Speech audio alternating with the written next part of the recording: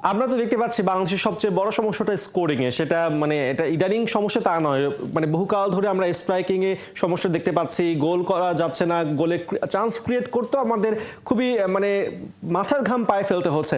সেক্ষেত্রে এবার আলামিন আছে এবং নতুন রিক্রুট ফাহমিদুল ইসলাম আছেন। জাহিদ হাসান এমিল, আপনার কি মনে হয় যে এবার স্কোরিং এ যে সমস্যাটা সেটা কাটতে পারে ভারত ম্যাচে?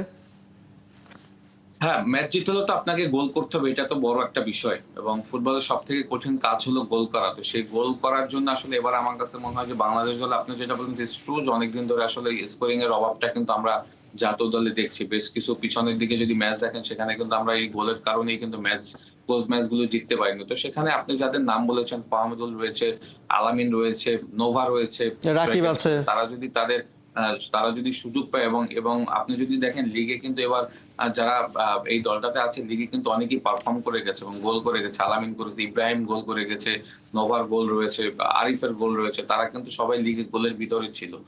তারা যদি আসলে তাদের সেই স্কোরিং এর জায়গাটা যদি ইন্ডিয়ার ম্যাচে তারা যদি বুঝতে পারে যে আমাদের গোল করতে হবে এবং আমাদের ম্যাচ জিতলে হলে গোল করার কোনো বিকল্প নেই, অবশ্যই আমার কাছে মনে হয় যে কাবরেরার হাতে এবার বেশ কিছু ভালো অপশন রয়েছে এবং হামজাও কিন্তু আপনারা দেখবেন যে যখন সেট পিস হয় তখন কিন্তু সে অ্যাটাকে যেতে পারে। At the same time set piece গুলিতে তপু বর্মন রয়েছে, তারেক কাজী রয়েছে, তাদেরও কিন্তু গোল করার ক্ষমতা রয়েছে। বাট স্পেশালি আলামিন এবং ফাহমিদুল তাদের উপরে কিন্তু আসলে কোচের একটা বড় আস্থার জায়গা রয়েছে। তো তারা তাদের সেই স্কোরিং এর জায়গাগুলি যদি অ্যাভেল করতে পারে আমার কাছে মনে হয় যে ইন্ডিয়ার ম্যাচে সুযোগ তৈরি হওয়ার অনেক সম্ভাবনা থাকবে। কারণ এই ম্যাচটা তো আসলে আমাদের একটা মোর অ্যাটাকিং ম্যাচও হতে পারে।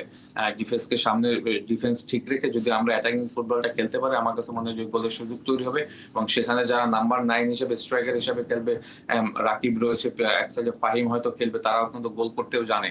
সুতরাং আমার কাছে মনে হয় যে গোলের অপরচুনিটি গুলি যদি আমরা কাজে লাগাতে পারি আমার মনে হয় যে এবার ইন্ডিয়ার সাথে যে দলটা আমরা যাচ্ছে 25 তারিখে ম্যাচে হয়তো সেই স্কোরিং এর জায়গাটা হয়তো এবার আর তারা হয়তো তাদের যে সমস্যাগুলি রয়েছে সেটা হয়তো কাটিয়ে উঠতে পারবে।